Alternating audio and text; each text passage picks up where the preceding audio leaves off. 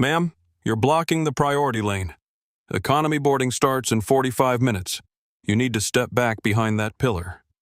The words hit like a slap across JFK Terminal 7. They weren't whispered. They weren't apologetic. They were delivered with the kind of authority that comes from 18 years of believing you own the gate. Senior flight attendant Marcus Rodriguez stood at the entrance to the American Elite Airways priority boarding lane. His chest puffed out like a peacock, his name badge gleaming under the harsh fluorescent lights. He was pointing a manicured finger toward a concrete pillar near the restrooms, where confused tourists clutched their boarding passes. The woman he was addressing didn't move.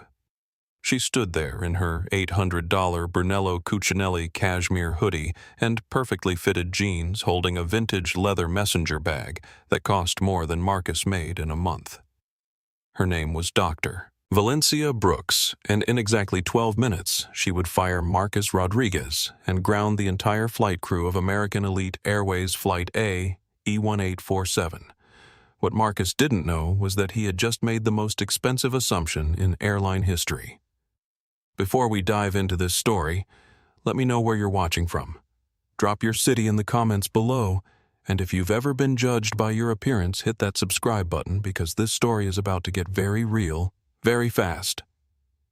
Dr. Valencia Brooks adjusted the strap of her messenger bag and looked at Marcus with calm, dark eyes that had seen this dance before. She was 38 years old, stood 5 feet 6 inches tall, and had built Brooks Equity Group from a $50,000 loan into a $2.3 billion private equity empire over the past 14 years. At 5:23 that morning, just 9 hours ago, she had signed the final documents that gave her company controlling ownership of American Elite Airways. The ink was barely dry on the $847 million acquisition deal, and the press release wouldn't go public until after market close. To everyone at JFK Terminal 7, she was just another passenger trying to board a plane. To Marcus Rodriguez, she was a problem that needed solving. Marcus was 42 years old. Divorced, lived in a cramped apartment in Queens with his 2 teenage daughters who visited every other weekend. He had started at American Elite 18 years ago, throwing bags in the cargo hold, worked his way up through customer service galley prep, and finally achieved his dream position as senior flight attendant. This gate was his kingdom. First class was his sanctuary, and he guarded it like a dragon protecting gold. Miss Marcus said, his voice getting sharper. "I don't think you heard me. This lane is for our Diamond Elite members and first-class passengers only. General boarding happens at that sign over there." He gestured dismissively toward a growing crowd of economy passengers. Valencia didn't move. She pulled out her phone and glanced at the screen. 2:47 p.m. departure time. Right on schedule. She looked back at Marcus, her expression unchanged. "I heard you perfectly," she said, her voice steady and low. "I'm in first class." Behind Marcus, 2 other American Elite employees watched the interaction unfold. Ashley Morrison, 28, was the gate agent, a nervous blonde with her hair pulled back in a ponytail so tight it looked painful.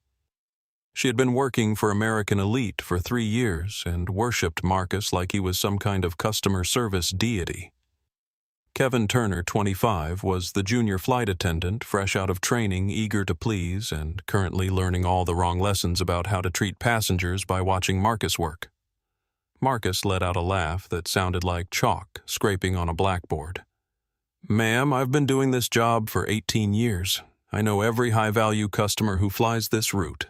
I've never seen you before." His eyes traveled from her sneakers to her hoodie, to her braids pulled back in a simple bun. "Are you sure you're looking at the right boarding pass?" That's when Ashley stepped forward. Her customer service smile stretched so wide it looked like it might crack her face in half. Sir Ashley said to Marcus, completely ignoring Valencia, "Should I make the announcement for zones 4 and 5? Again, I think some passengers might be confused about where they belong." Valencia watched this exchange with the patience of a woman who had sat through countless boardroom negotiations with men who underestimated her. She had learned long ago that anger was expensive, and losing your composure cost deals. She stayed calm, because calm was powerful. "I'm not confused about where I belong," Valencia said, looking directly at Ashley. "My seat is 1A. Kevin Turner, the junior attendant, chose that moment to prove his loyalty to Marcus by joining the pile-on. "Seat 1. A." Kevin scoffed, checking his tablet. "That's reserved for VIPs, diplomats, CEOs. Not," he gestured vaguely at her appearance. Not what Valencia asked, her voice dropping to just above a whisper. It was the same tone she used right before she dismantled a CEO in a hostile takeover meeting. Marcus stepped closer, invading her personal space, his voice dripping with condescension. "Look, sweetie, I get it. You probably saw an empty seat online and thought you could snag an upgrade. It happens every day. People try to game the system. But this is first class. These seats cost $8,000 round trip. They're for people who actually pay premium prices for premium service." Behind Valencia, other passengers were beginning to take notice.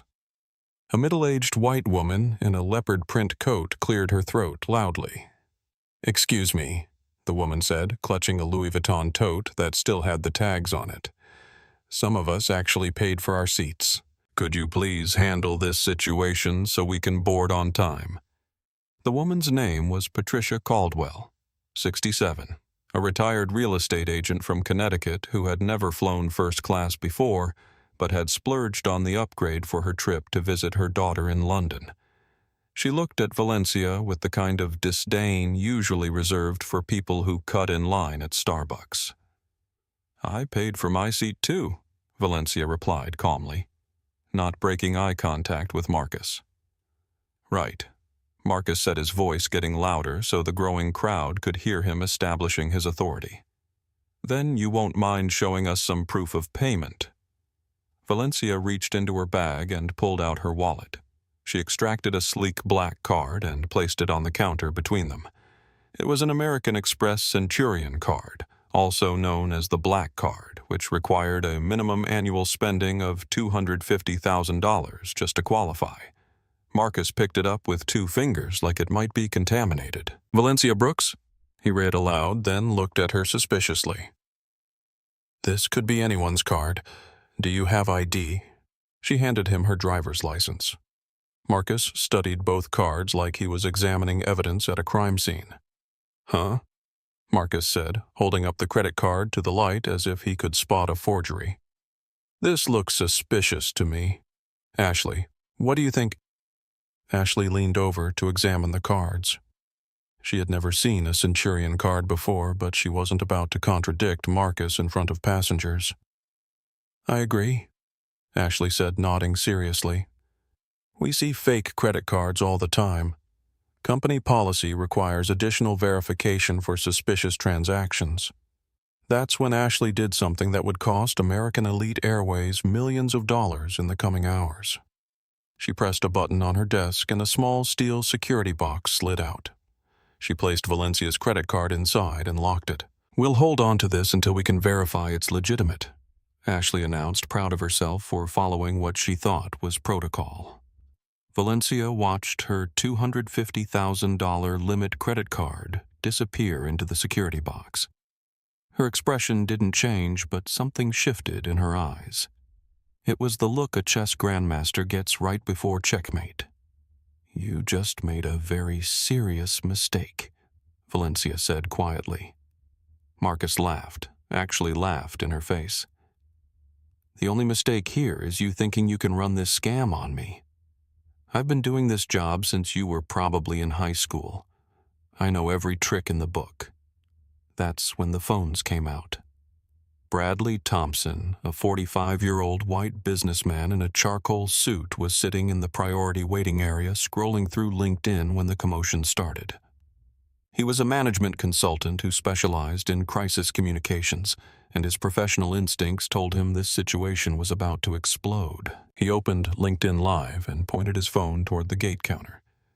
Good afternoon, LinkedIn, Bradley said into his phone camera.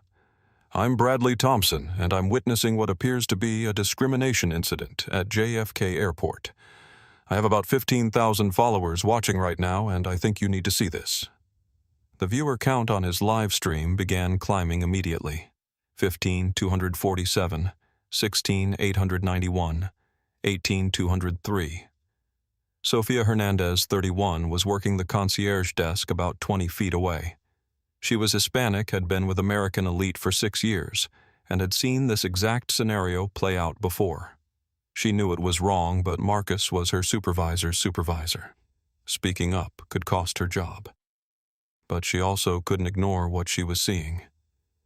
Sofia discreetly opened TikTok on her phone and started recording. "Y'all," she whispered into her phone. "I'm watching discrimination happen in real time at JFK. This is not okay." Meanwhile, Mrs. Patricia Caldwell was getting impatient and loud. "This is ridiculous," she announced to anyone within earshot. "I have a massage appointment at the Heathrow Spa in 12 hours. Can we please get this sorted out so the paying customers can board?" Marcus beamed at Mrs. Caldwell like she had just validated his entire existence. "Don't worry, ma'am. We'll have this resolved in just a moment. We take security very seriously at American Elite." Valencia pulled out her phone and sent a text message to a contact listed simply as Diana. The message read, "Code Red, Terminal 7, execute Phoenix Protocol." 3 blocks away in a glass tower overlooking Manhattan, Diana Foster Valencia's chief of staff and best friend since business school was in the middle of a conference call with Japanese investors when her phone buzzed with the priority alert. Diana had been Valencia's right hand for 8 years. She knew exactly what Code Red meant. She immediately hung up on the investors, opened her laptop, and began typing furiously. Brooks protocol activated. Diana texted back. "Legal team mobilizing. Media strategy in motion." "How bad is it employee confiscated my credit card and locked it in security box, accused me of fraud. Live stream already active. Multiple witnesses recording." Diana's blood ran cold. She knew Valencia's history. She knew about Chicago O'Hare in 2010, when a 26-year-old Valencia had been denied boarding on a flight she had legitimately booked, accused of using a stolen credit card, and forced to sleep in an airport bathroom overnight until she could prove her identity in the morning. That incident had been the catalyst for Valencia's relentless drive to build her empire. She had sworn she would never be powerless again. "Estimated time to resolution," Diana texted. 12 minutes, Valencia replied. Back at the gate, Marcus was enjoying his moment of authority. He turned to Kevin Turner, the junior attendant. "Kevin, go prep the cabin. Make sure 1A is properly set up for our actual first-class passenger." He gestured toward Mrs. Caldwell. "Someone who deserves it." Kevin nodded eagerly and disappeared down the jet bridge. "Now," Marcus said, turning back to Valencia, "I'm going to need you to step aside and wait with the other economy passengers.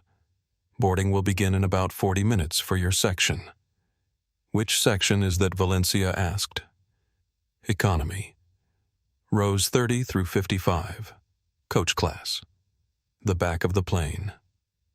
Valencia nodded slowly as if she was processing this information for the first time. "And you're certain I belong in economy?" "Lady, I've been in this business for 18 years.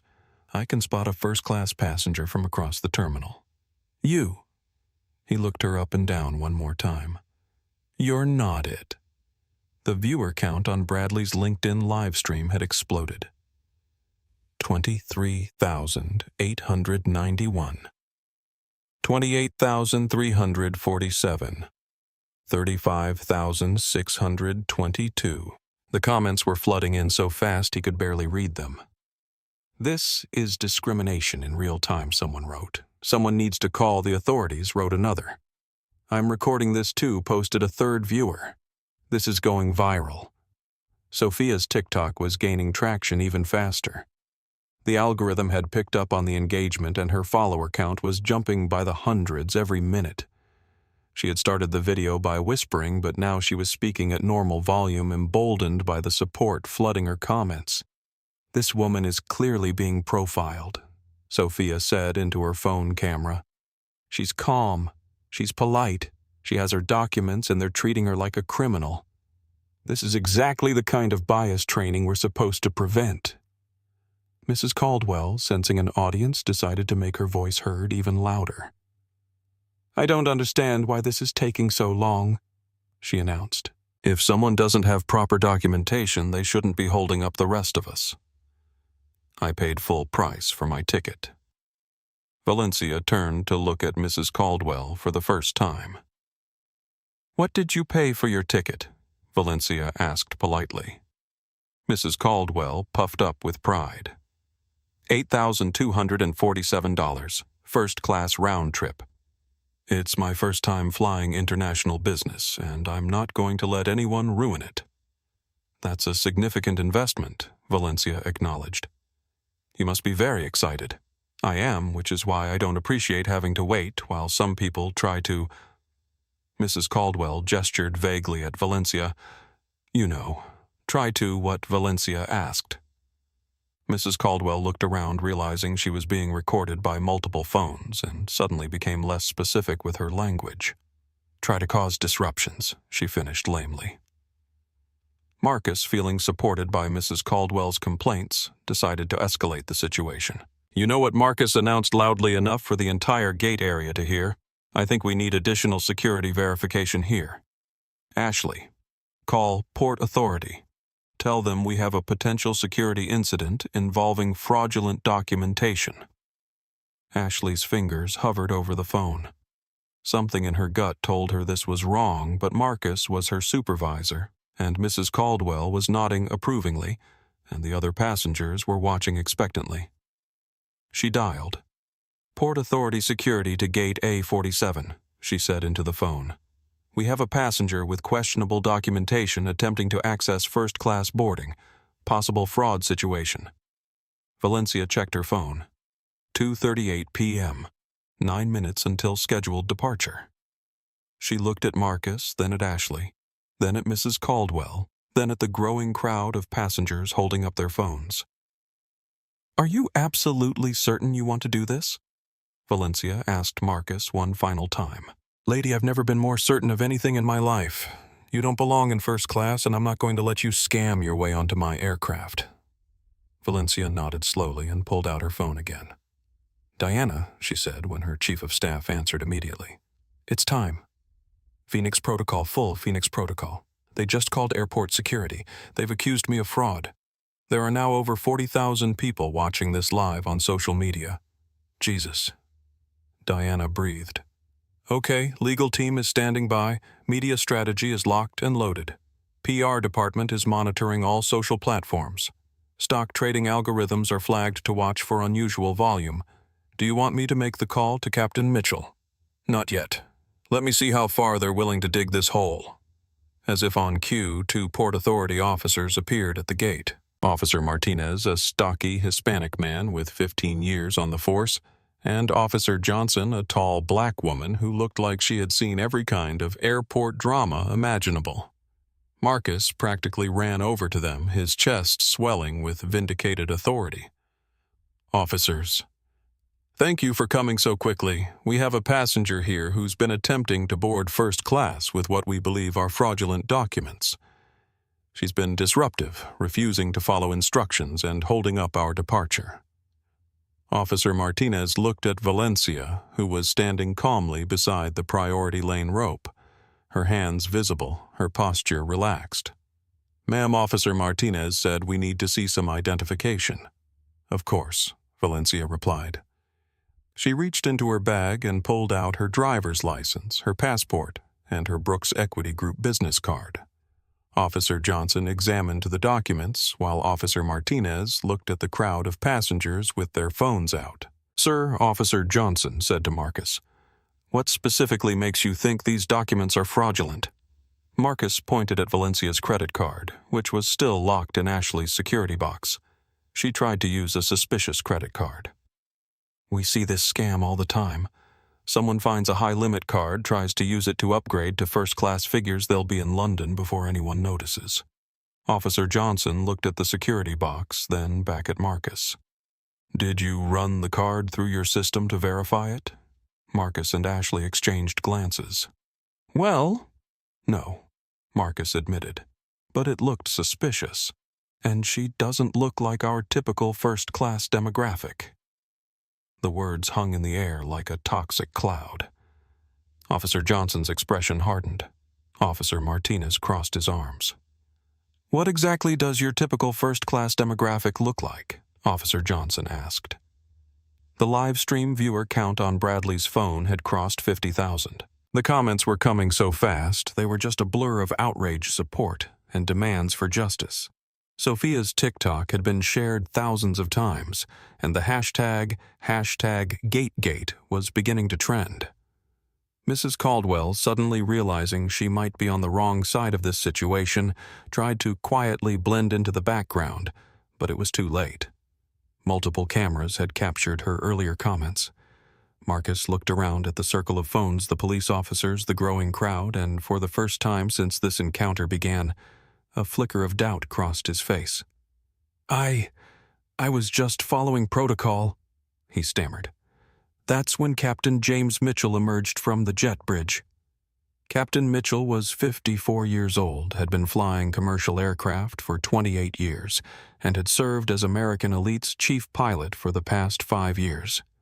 He was also one of the few people in the airline industry who knew exactly who Valencia Brooks was. He had met her 2 years ago at the Aviation Leadership Conference in Davos, where she had been a keynote speaker about private equity investment in the airline industry. He remembered her presentation about operational efficiency and customer service excellence. He also remembered that she had mentioned owning several private aircraft and was considering expanding into commercial aviation. Captain Mitchell looked at the crowd, the police officers, the cameras, and then his eyes landed on Valencia. His face went white. "Dr. Brooks," he said, his voice barely above a whisper. The entire gate area went silent. You could have heard a pin drop. Marcus looked back and forth between Captain Mitchell and Valencia, confusion spreading across his face like spilled coffee. Captain Marcus said slowly, You know her." Captain Mitchell ignored Marcus completely. He walked straight to Valencia and extended his hand. "Dr. Valencia Brooks," he said, his voice now loud enough for everyone to hear. "I had no idea you were flying with us today. We weren't notified of any VIP movement." Valencia shook his hand and smiled for the first time since this ordeal began. "Hello, James." I booked quietly. I wanted to experience how American Elite operates from the passenger perspective. She gestured around the gate area at Marcus, at the security box containing her credit card, at the police officers, at the crowd of passengers with their phones out recording everything. "I have to say," Valencia continued, her voice carrying across the suddenly silent terminal, "it's been very educational." The silence that followed Dr. Valencia Brooks's introduction to Captain Mitchell was the kind of quiet that only happens right before an earthquake. It was heavy, pregnant with the weight of realization, and Marcus Rodriguez felt it settle on his shoulders like a lead blanket. Marcus stared at Captain Mitchell, then at Valencia, then back at Captain Mitchell, his brain struggling to process what was happening. Dr. Brooks Marcus repeated slowly, like he was learning a foreign language. "You're a doctor?" Valencia's smile was polite but cold. "Among other things. Captain Mitchell, a man who had successfully landed aircraft in thunderstorms. Ice storms and mechanical failures looked more nervous than Marcus had ever seen him. Dr. Brooks is one of the most prominent private equity leaders in North America." Captain Mitchell explained to the gathered crowd, his voice carrying the authority of someone who was trying to contain a disaster. "She specializes in transportation and hospitality acquisitions." Bradley Thompson, still live streaming to his now 67,000 viewers, adjusted his phone angle to capture both Valencia and Captain Mitchell. "Folks," Bradley narrated quietly to his camera, "this situation just took a very interesting turn. The woman who's been accused of fraud appears to be some kind of business executive. The comments on his live stream were exploding. Oh, snap plot twist. That flight attendant is done. This is about to get good. Someone's getting fired. Marcus felt his mouth go dry. He looked at Ashley, who was staring at Valencia like she had just witnessed a magic trick. He looked at Mrs. Caldwell, who was now desperately trying to become invisible behind a pillar. I don't understand, Marcus stammered. If you're some kind of executive, why didn't you identify yourself? Why didn't you show me business cards or call ahead for VIP treatment? Valencia tilted her head slightly like she was considering his question. Marcus, she said, and the fact that she knew his name made his blood run cold. Why should I have to prove I'm important to receive basic human decency? The question hung in the air like a challenge. Officer Johnson stepped forward, her earlier suspicion now replaced with professional curiosity. Ma'am, Officer Johnson said to Valencia, "Are you saying this was all a misunderstanding?" Valencia looked at the Port Authority officer, then at her credit card still locked in Ashley's security box, then at the crowd of passengers who had witnessed the entire interaction. Officer Johnson Valencia said, reading the name tag, "I don't think there was any misunderstanding at all. I think everyone behaved exactly as they intended to behave." She gestured toward Marcus. Mr. Rodriguez saw a black woman in casual clothing and immediately assumed she didn't belong in first class. He didn't check his computer system. He didn't verify my reservation. He didn't run my credit card. He simply looked at me and decided I was a threat. Marcus opened his mouth to protest, but Valencia continued. "Ms. Morrison," she said, nodding toward Ashley, supported his assumptions and escalated by confiscating my credit card without any verification process. Ashley's face flushed red. We were following security protocols. Which security protocols require you to confiscate valid credit cards without verification?" Valencia asked calmly. Ashley looked to Marcus for support, but Marcus was staring at the floor. And Mrs. Caldwell Valencia continued turning to face the woman in the leopard print coat encouraged this behavior by suggesting that I was somehow holding up real passengers. Mrs. Caldwell, who moments earlier had been vocal about her first-class status, now looked like she wanted to disappear into the terminal floor. Sofia Hernandez, who had been recording everything on TikTok, felt emboldened by the shift in dynamics. She stepped forward from her concierge station. "Dr. Brooks," Sofia said, her voice shaking slightly, "I want to apologize. I saw what was happening and I should have spoken up earlier. I knew it was wrong, but I was afraid of contradicting my supervisors." Valencia looked at Sofia with genuine warmth. "What's your name, Sofia Hernandez? I've been working concierge here for 6 years. Thank you for your honesty, Sofia, and thank you for documenting what happened. How many people have seen your video?" Sofia checked her phone. Her eyes widened. 1.2 million views, she whispered. It's been shared over 200,000 times. The hashtag #GateGate is trending. Captain Mitchell's face somehow managed to get even whiter. "Dr. Brooks," he said carefully, "perhaps we should discuss this situation privately, maybe in the Admiral's Club, away from—" He gestured at the cameras and crowd. "No," Valencia said firmly. "This conversation happens here in front of everyone who witnessed the discrimination. Transparency, James." She pulled out her phone and checked the time. 2:41 p.m. Besides, Valencia continued, "We have a flight to catch. Your departure time is 2:47, and you're already running late because your crew decided to play security theater instead of doing their jobs." Marcus found his voice again, though it came out as more of a croak. "Dr. Brooks, I sincerely apologize. If I had known who you were—" "Stop," Valencia said, holding up her hand. "That's exactly the problem, Marcus. Your apology is contingent on my status. You're not sorry you treated a passenger badly. You're sorry you treated an important passenger badly.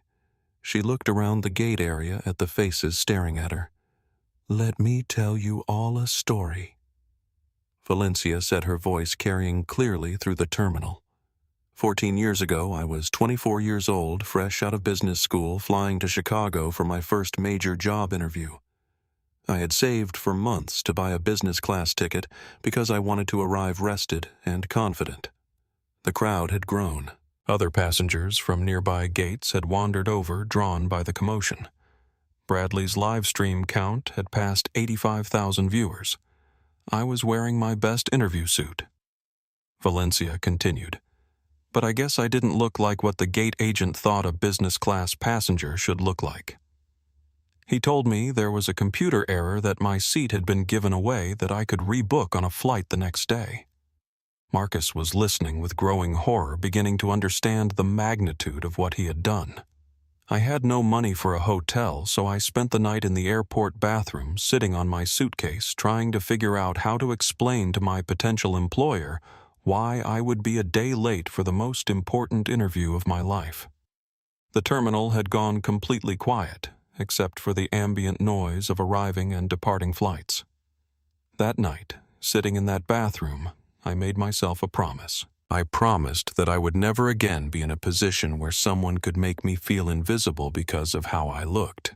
I promised that I would build something big enough that this could never happen to me again. She paused, looking directly at Marcus. The next morning, I missed my interview, but I didn't give up.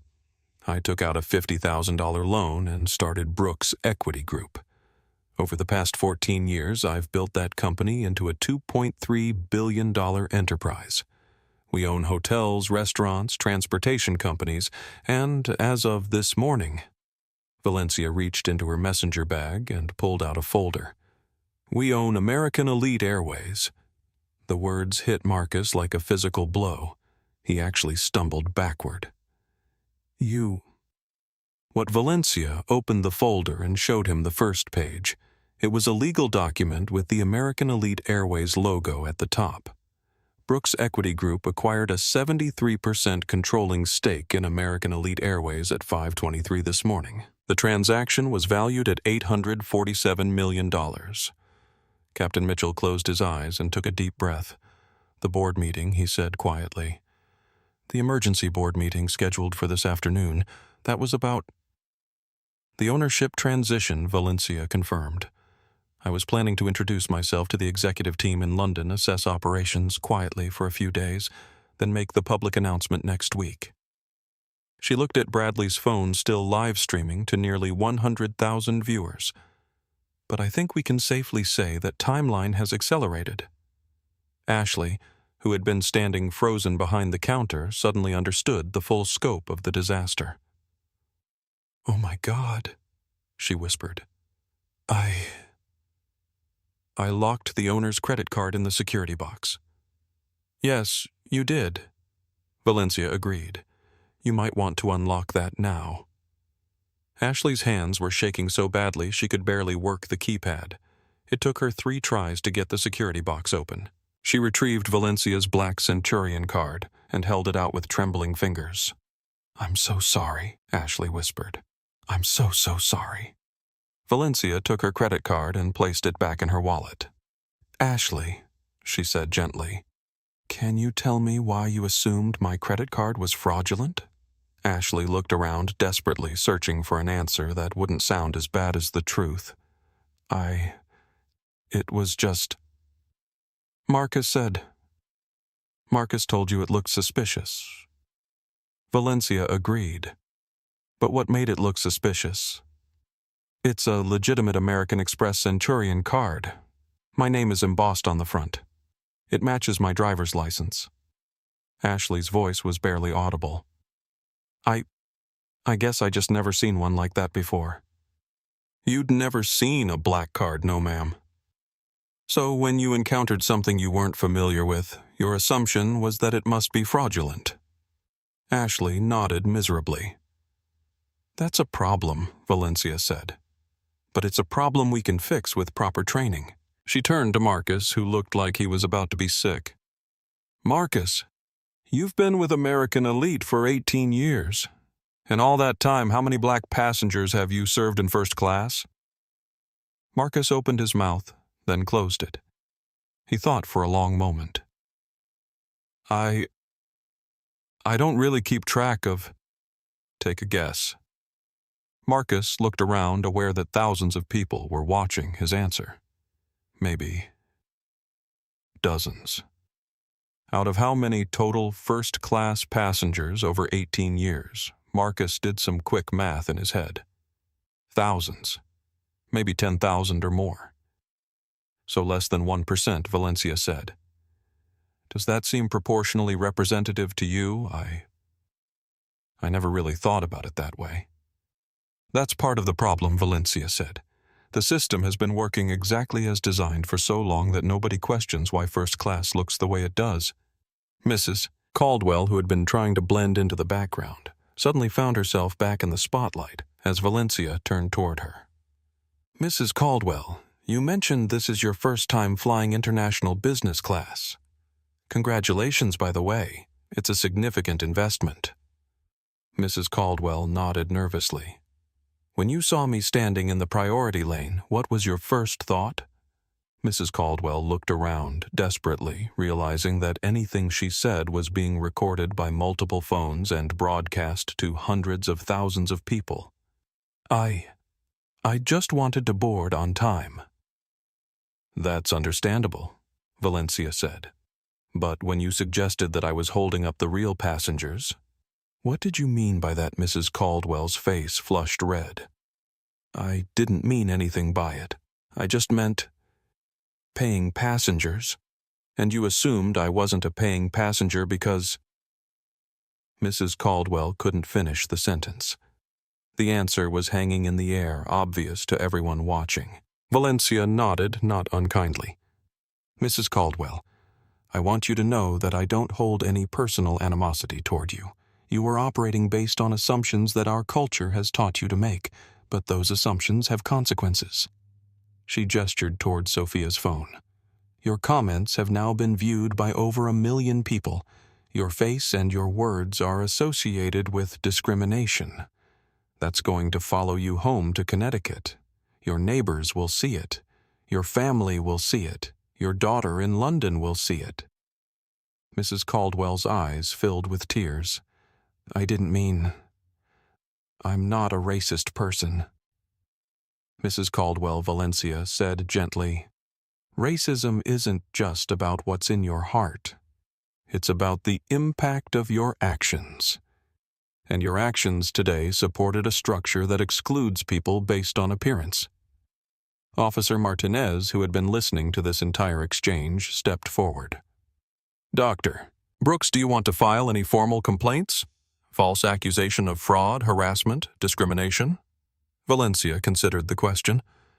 Not against individuals, she said finally. This isn't about punishing Marcus or Ashley or Mrs. Caldwell. This is about fixing a system that taught them to behave this way. She looked at Captain Mitchell. James, I need you to ground this flight. Captain Mitchell's eyes widened. Ground the flight. We have 347 passengers booked, Dr. Brooks. The operational costs alone. I own the airline, James. I'm telling you to ground the flight. Announce a mechanical delay, compensate the passengers, rebook them on other carriers if necessary. But this crew is not flying today. Marcus felt his knees go weak. Dr. Brooks, please, he said, his voice breaking. I have 2 daughters. This job is all I have. If you fire me... Valencia looked at him for a long moment. Marcus, did I say I was firing you? Marcus blinked. No, ma'am. I said you're not flying today. There's a difference. She turned to address the crowd that had gathered. Ladies and gentlemen, she announced, her voice carrying across the terminal. I want to apologize to all of you for the delay in your travel plans. American Elite Airways will cover any additional costs you incur due to this disruption.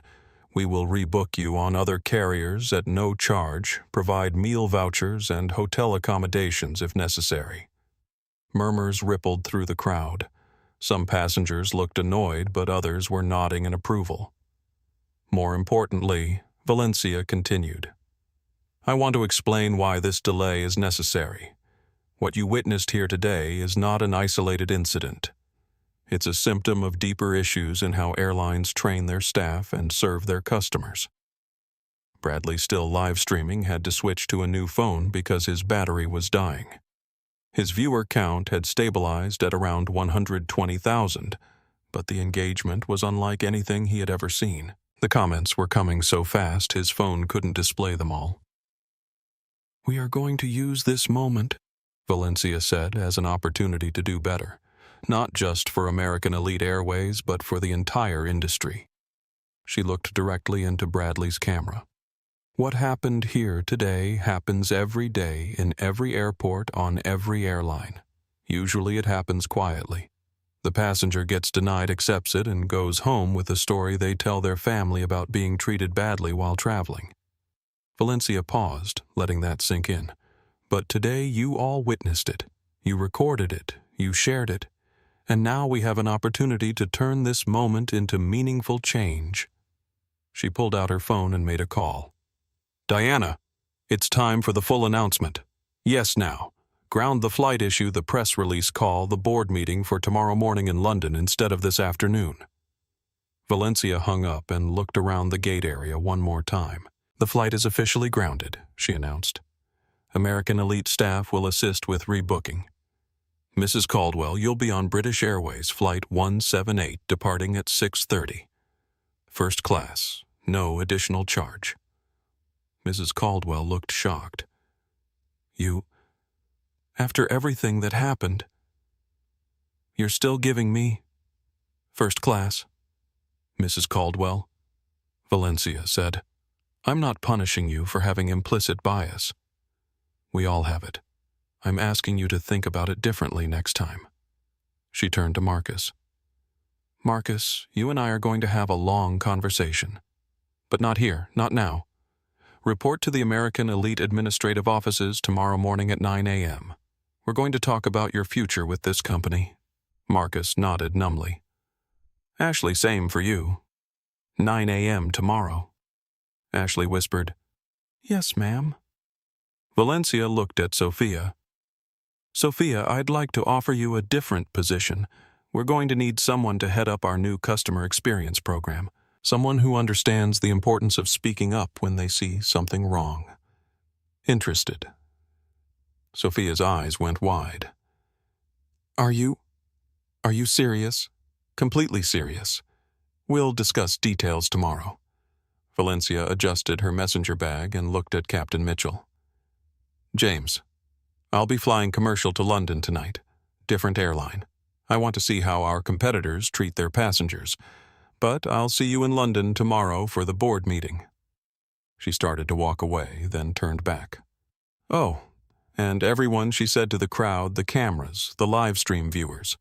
This is just the beginning.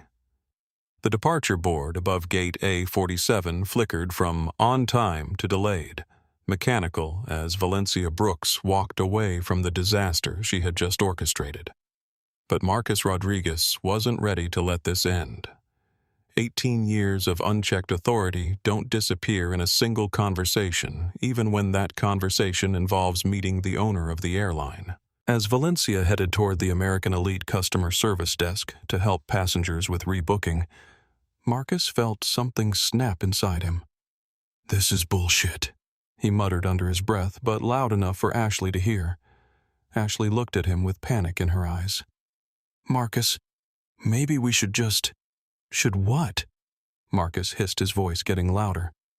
Let some outsider come in here and destroy everything we've worked for. I've been keeping these gates running for 18 years. I know how to spot troublemakers, and that woman is a troublemaker. Bradley Thompson, who had briefly lowered his phone while switching to his backup device, immediately started recording again.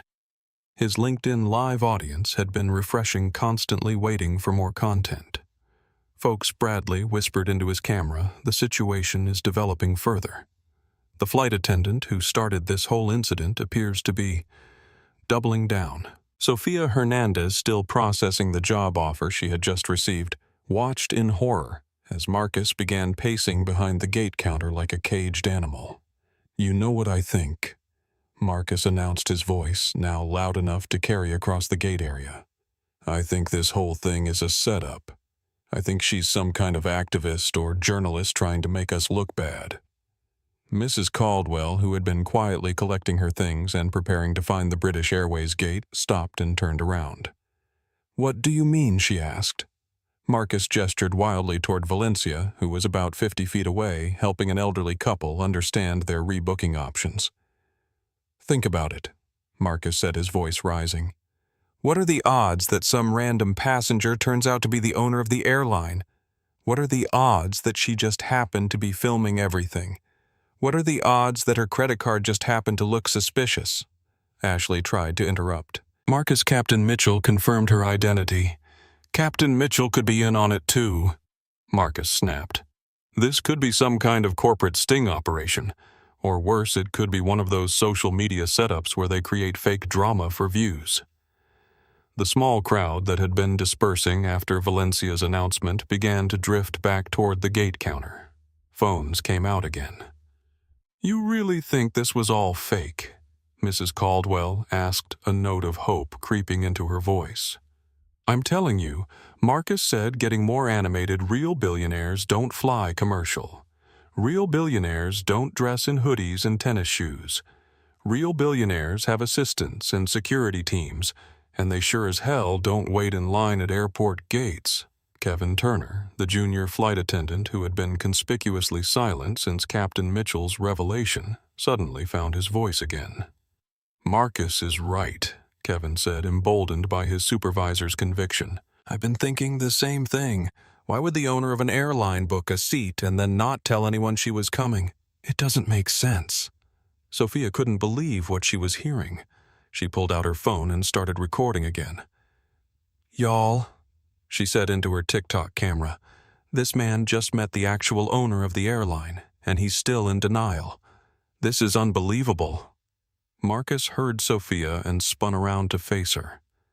"And you," he said, pointing an accusatory finger at her. "You're part of this too, aren't you? Convenient. How you just happen to be recording everything. Convenient how you just happened to speak up at exactly the right moment." Sofia's mouth fell open. "Marcus, I was trying to do the right thing." "The right thing," Marcus laughed bitterly. "The right thing would have been supporting your colleagues instead of undermining us for social media clout."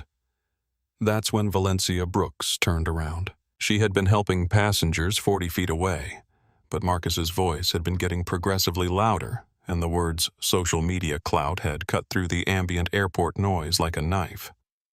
Valencia excused herself from the elderly couple she had been assisting and walked back toward the gate counter. Captain Mitchell, who had been on the phone with operations trying to manage the flight cancellation, saw her coming and immediately ended his call. "Dr. Brooks," Captain Mitchell said quickly, "I can handle this situation." "No," James Valencia said calmly. "I think Mr. Rodriguez wants to handle it himself." She approached the counter where Marcus was still pacing, still gesticulating, still convinced that he was the victim of an elaborate hoax. "Marcus," Valencia said, her voice carrying clearly through the gate area. "Did I hear you correctly? Did you just suggest that my ownership of American Elite Airways is fake?" Marcus turned to face her, and for a moment, looking into her calm, steady eyes, his conviction wavered. But then he looked around at all the phones pointed at him, at all the passengers staring at his 18 years of authority, crumbling in real time, and something stubborn and desperate took over. "I'm saying," Marcus replied, his chest puffing out, "that this whole situation doesn't pass the smell test. Real executives don't play games. Real executives don't set up their own employees." "Set you up how?" "By pretending to be a regular passenger. By not identifying yourself. By letting us follow normal security protocols and then acting like we're the bad guys for doing our jobs." Valencia tilted her head slightly like she was genuinely curious about his logic. Marcus, what normal security protocols require you to confiscate a valid credit card without running it through your system? We run cards all the time that come back declined or fraudulent, but you didn't run my card. Marcus paused. Well, no, but you looked at it, decided it was suspicious based on appearance alone, and locked it away. Is that standard protocol? For suspicious cards? Yes. What made it suspicious? Marcus looked around, realizing he was in a logical trap, but unable to find his way out. It looked like what, Marcus? It looked like a card that someone like you shouldn't have. The words came out before Marcus could stop them. The moment they left his mouth, he realized his mistake, but it was too late.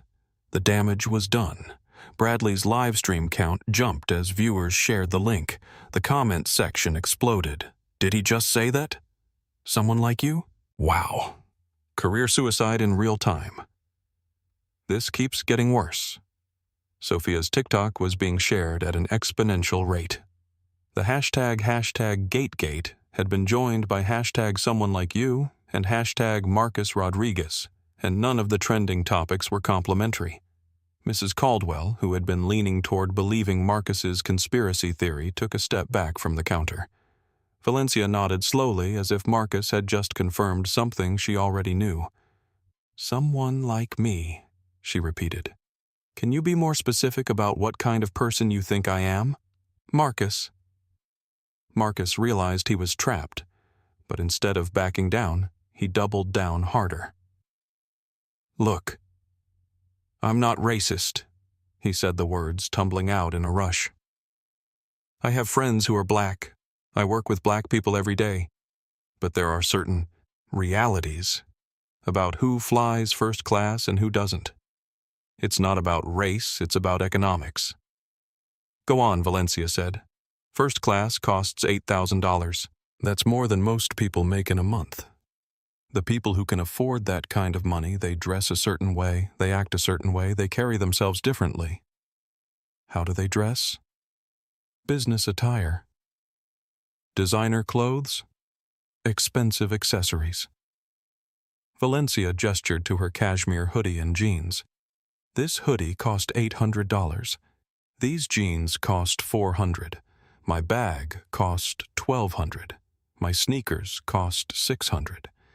That's $3,000 in casual clothing, more than most people spend on business attire. Marcus blinked. Well, I didn't know. Because you made assumptions based on style rather than substance. You saw casual clothing and assumed low economic status. You saw a black woman in casual clothing and assumed fraud. That's not... I didn't... Marcus, let me ask you something. In your 18 years at American Elite, how many white passengers have you asked to prove their first-class status? Marcus opened his mouth, then closed it. How many white passengers have had their credit cards confiscated? Silence. How many white passengers have been told they don't look like they belong in first class? Marcus was starting to sweat despite the air conditioning. I treat everyone the same, he said weakly. Do you? Valencia pulled out her phone. Diana, are you still there? Yes, I need you to pull some data for me. American Elite customer service complaints for the past 24 months filtered by the name Marcus Rodriguez. She waited while Diana accessed the database. 7 complaints, Valencia said, reading from her phone screen, all involving discrimination or bias. 3 specifically mentioning racial profiling, all dismissed by management as unsubstantiated or personality conflicts. Marcus felt the blood drain from his face. Those complaints were investigated, he said. I was cleared. Cleared by whom? By my supervisors, who are no longer your supervisors, Valencia pointed out. As of this morning, I am. She scrolled through her phone. Complaint number 1, passenger Marcus Williams, September 15th last year. Quote, Flight attendant Rodriguez demanded additional identification after I presented my boarding pass for seat 2A. When I asked why, he said people like me should expect extra screening. Made me feel humiliated in front of other passengers. Marcus shook his head. That guy was acting suspicious. Complaint number 2, passenger Lisa Chen. March 3rd this year.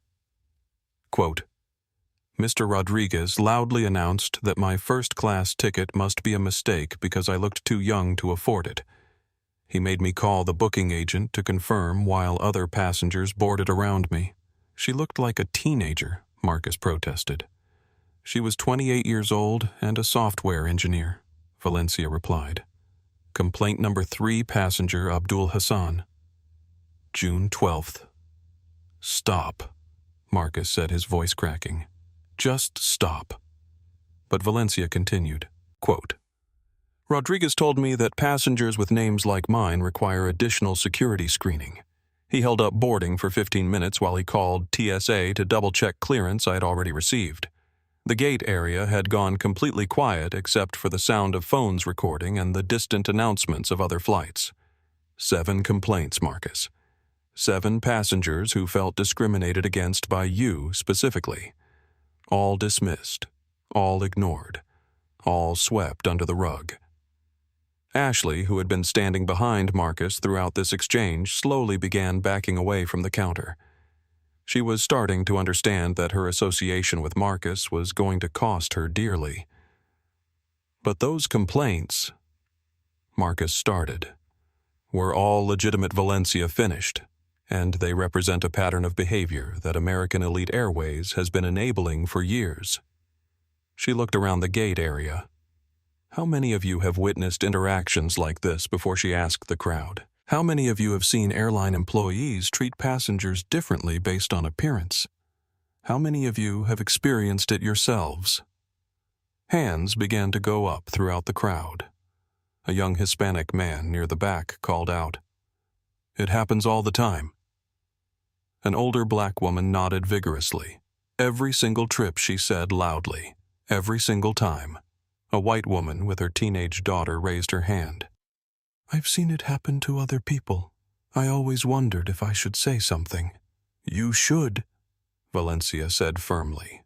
Every time.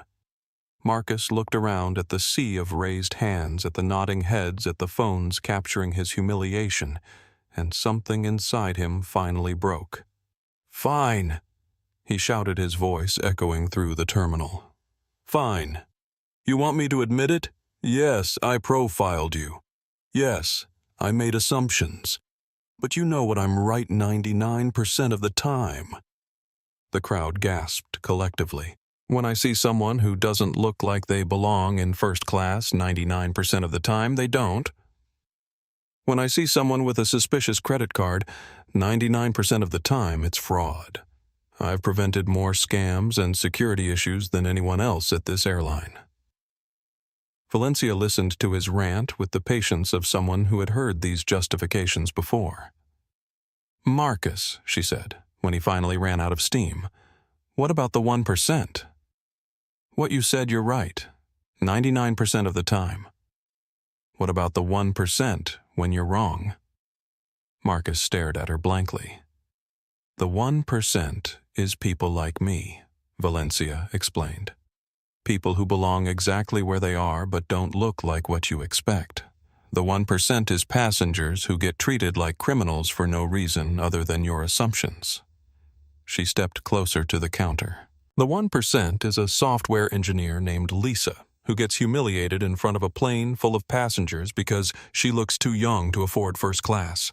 The 1% is a businessman named Abdul who misses his connecting flight because you decided his name sounded suspicious. Valencia's voice was getting stronger, more passionate.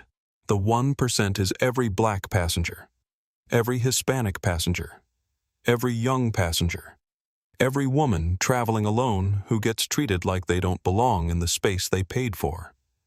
She looked directly into Bradley's camera, knowing that hundreds of thousands of people were watching live. Marcus thinks 99% accuracy justifies discrimination against the 1%. But that 1% represents thousands of human beings every year who get treated poorly because of how they look. She turned back to Marcus. And today, Marcus, you found out what it costs to be wrong about the 1%. Marcus slumped against the counter, finally understanding the magnitude of what had happened. I lost my job, he whispered. No, Valencia said. You lost your authority. Whether you keep your job depends entirely on what you do next. She checked her phone. 3:15 p.m. Your shift was supposed to end at 4 p.m. today. Instead, it's ending now. Go home, Marcus. Think about everything that's happened. Think about those 7 complaints. Think about all the passengers you've heard over the years. Valencia paused. And think about whether you want to be part of the solution or if you want to keep being part of the problem. She turned to address the crowd one final time. Ladies and gentlemen, American Elite Customer Service representatives are standing by to help with rebooking. Sofia Hernandez will be supervising the process to ensure everyone is treated with dignity and respect. Sofia looked shocked. Ma'am, I'm just a concierge. Not anymore, Valencia said with a smile. Consider this your first day as interim customer experience manager. As Valencia walked away for the second time, Marcus called after her. Dr. Brooks. Wait. She turned around. What? What do I do now? Valencia looked at him for a long moment, and for the first time since this whole incident began, her expression softened slightly. Learn, Marcus. For the first time in 18 years, try to learn. By 3:30 p.m., the situation at Gate A47 had evolved far beyond a simple customer service dispute. What had started as one man's discrimination against one passenger had become a viral phenomenon that was reshaping the conversation about bias in the airline industry in real time. Bradley Thompson's LinkedIn livestream had reached 180,000 concurrent viewers, making it one of the most watched live business content events in the platform's history. His phone battery was at 15%, but he had 3 backup power banks and a commitment to see this story through to its conclusion. Ladies and gentlemen, Bradley addressed his massive audience. I've been covering corporate crisis management for 15 years, and I've never witnessed anything like what we're seeing unfold here at JFK Airport. He panned his camera across the gate area, which now looked like a cross between a news station and a social media content creation hub. Passengers were conducting interviews with each other, sharing their own experiences with airline discrimination and creating content that was being shared across every major platform. Sofia Hernandez had become an accidental influencer. Her TikTok followers had jumped from 3,000 to 67,000 in the past hour, and her original hashtag #GateGate video had been viewed over 2.8 million times. She was now live streaming on multiple platforms, simultaneously providing behind-the-scenes commentary on what was becoming the most documented discrimination incident in aviation history. Y'all, this is insane, Sofia said into her phone while managing passenger rebooking at the gate counter. My notifications are broken. I've got interview requests from CNN, Fox, MSNBC, and like 50 podcasts. How is this my life right now? The hashtags were multiplying and evolving. Hashtag GateGate had been joined by hashtag Valencia Brooks, hashtag American Elite Airways, hashtag Airline Discrimination, hashtag Someone Like You, and hashtag Marcus Rodriguez. The last hashtag was particularly brutal. It had become a catch-all for sharing stories about authority figures who had abused their power. Mrs. Patricia Caldwell found herself in an impossible position. Her early comments supporting Marcus had been captured on multiple videos and were now being shared with captions like, "Privileged woman supports discrimination and the audacity of first-class Karen."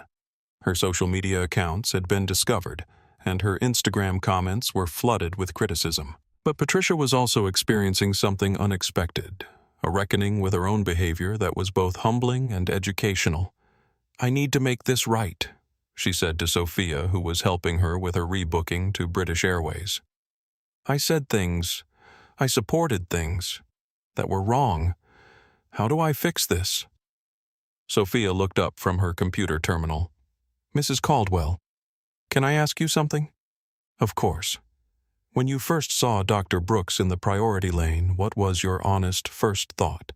Patricia considered the question, carefully aware that her answer might be recorded. "My first thought was that she looked lost," Patricia admitted. "I assumed she had made a mistake, that she didn't understand airline procedures. And then when Marcus started questioning her, I thought he was just doing his job." "What made you think she looked lost?" Patricia's face flushed with embarrassment. I've never seen a black woman in first class before, not on any of my flights. So when I saw her there, it seemed unusual." Sophia nodded. "Thank you for being honest. That's actually really important." "Why?" "Because most people won't admit that. Most people won't acknowledge that their assumptions are based on what they're used to seeing rather than what's actually possible." Patricia looked around the gate area where Valencia Brooks was still helping passengers with rebooking, treating everyone with patience and dignity, despite the chaos she had the power to create. She could have had me arrested, Patricia realized. She could have banned me from the airline. She could have made my life hell, and instead, she upgraded my ticket to British Airways first class. "Why do you think she did that?" Sophia asked. Patricia thought for a moment. "Because she's not trying to punish people. She's trying to teach them." Meanwhile, the ripple effects of the incident were spreading far beyond Terminal 7. Diana Foster, Valencia's chief of staff, was managing a crisis communication situation unlike anything in her professional experience. "Diana, it's me," Valencia said, calling from a quiet corner of the terminal. "Status report. It's unlike anything we've ever seen," Diana replied from her Manhattan office, where she was surrounded by laptops, phones, and a whiteboard covered in social media metrics. Bradley Thompson's LinkedIn stream has been shared over 100,000 times. Sophia's TikTok videos have combined views of over 4 million. Twitter has 3 separate trending topics related to the incident. Stock price American Elite is down 2% on the discrimination news, but that's being offset by positive reaction to your leadership response. Overall, we're flat but volatile. Media requests. Over 200 in the last hour. CNN wants to do a live remote from the airport. The Today Show wants you for tomorrow morning. 60 Minutes wants to do a deep dive on airline discrimination. The New York Times is rushing a story for tomorrow's front page. Valencia rubbed her temples. "This isn't how I wanted to introduce our ownership." Valencia: "I know this isn't the plan we had, but the response is overwhelmingly positive. People are calling you a hero. The hashtag Valencia Brooks has been tweeted over 50,000 times, and 98% of the sentiment is supportive. What about the 2% that isn't? Mostly people claiming it was a setup, that you staged the whole thing for publicity. But those voices are being drowned out by the positive response." Valencia looked across the terminal at Marcus Rodriguez, who was sitting alone in a corner chair staring at his phone with the shell-shocked expression of someone watching his life implode in real time.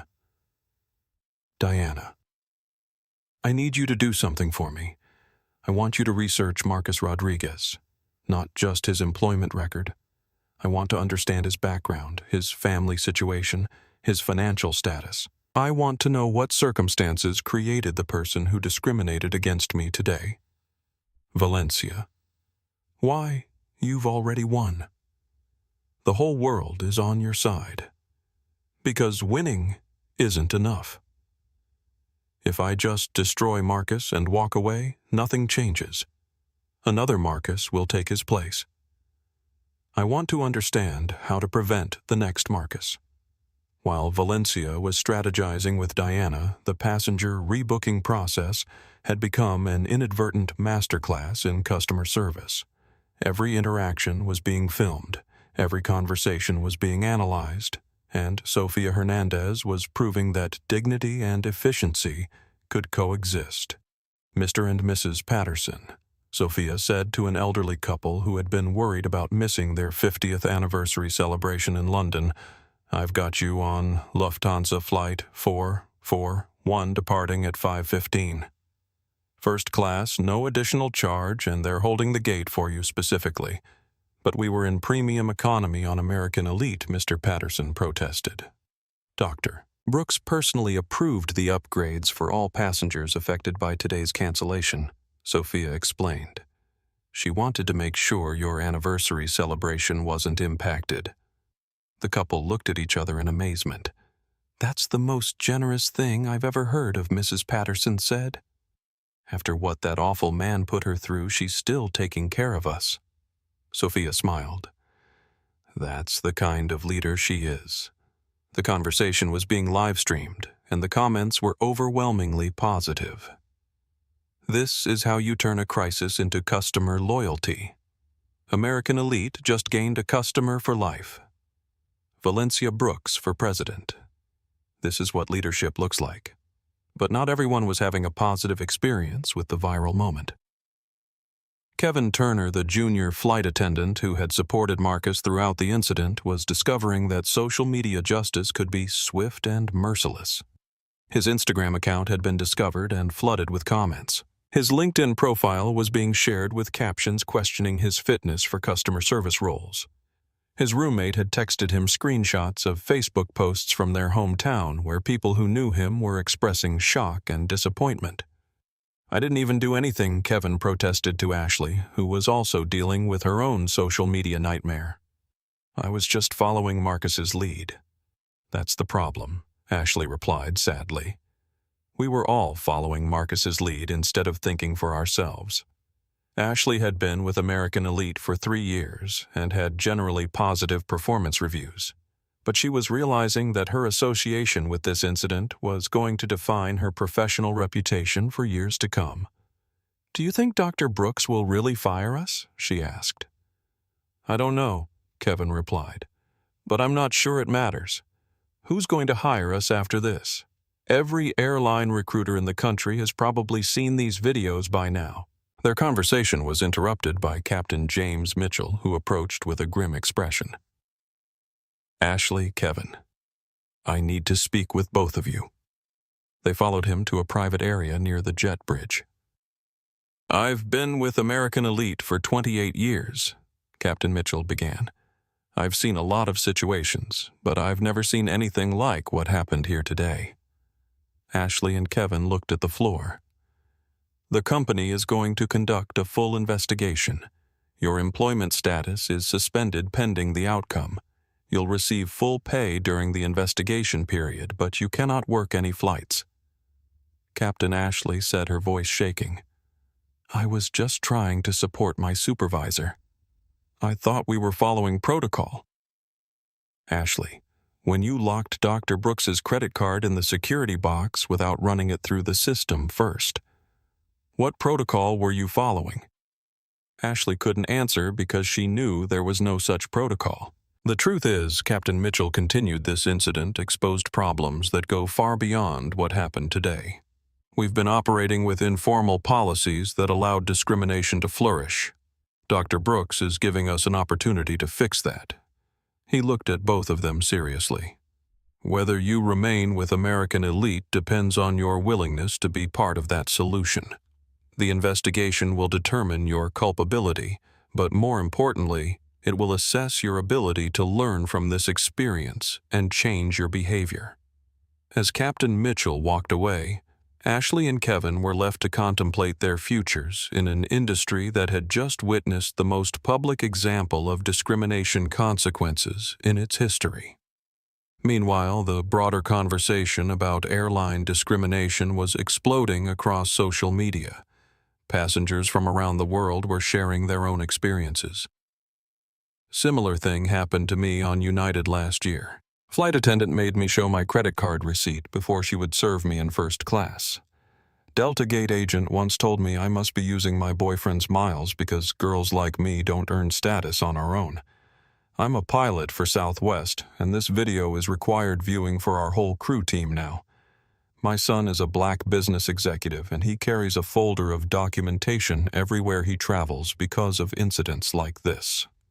The stories were pouring in by the thousands, each one adding weight to Valencia's assertion that Marcus's behavior was not an isolated incident, but part of a broader pattern of discrimination in the airline industry.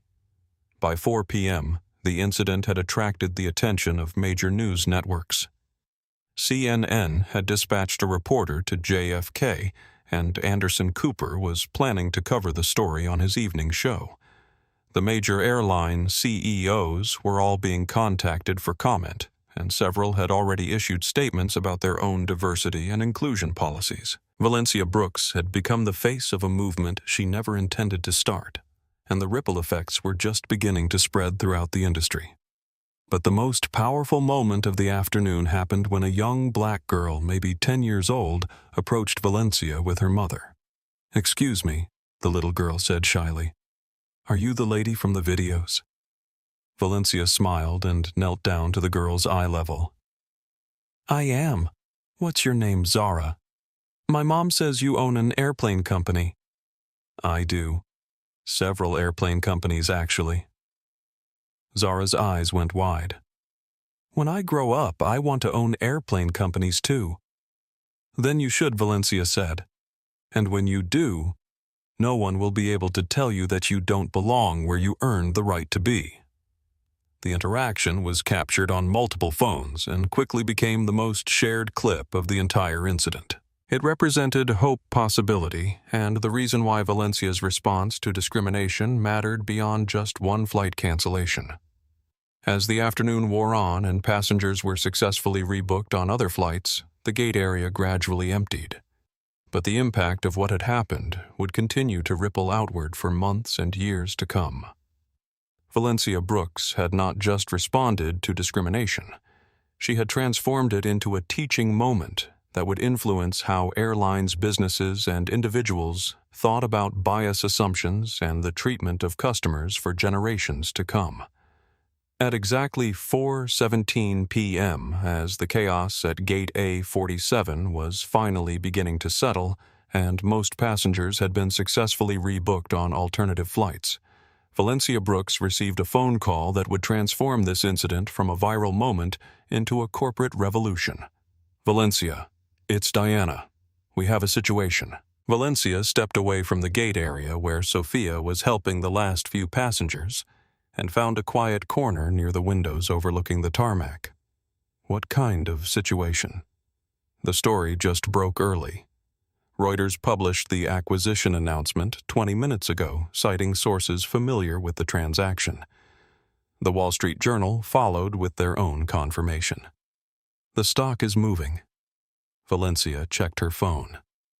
American Elite Airways was up 23% in after-hours trading on news of the Brooks equity acquisition, but the story was being complicated by the discrimination incident playing out in real time on social media.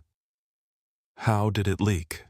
"We're investigating, but it doesn't matter now. The cat's out of the bag. Every major news outlet is running the story, and they're all connecting it to what happened at JFK." Valencia looked back at the gate area where Marcus Rodriguez was still sitting alone scrolling through what she assumed were social media mentions of his name. His 18-year career with American Elite had been reduced to a hashtag and a cautionary tale about the consequences of discrimination. "Diana, patch me through to the American Elite Board of Directors. Emergency conference call. Now. Valencia, they're already in session. They've been in crisis mode since the videos started going viral. Chairman Peterson has been trying to reach you for an hour. Put him through." Within 30 seconds, Valencia was connected to American Elite's board of directors, 8 of whom were currently sitting in the company's Manhattan headquarters conference room, staring at multiple screens, showing the social media coverage of the JFK incident. Dr. Brooks came the voice of Chairman William Peterson, a 67-year-old former airline executive who had led American Elite's board for the past decade. Thank you for joining us. I think it's safe to say this isn't how any of us envisioned announcing the ownership transition.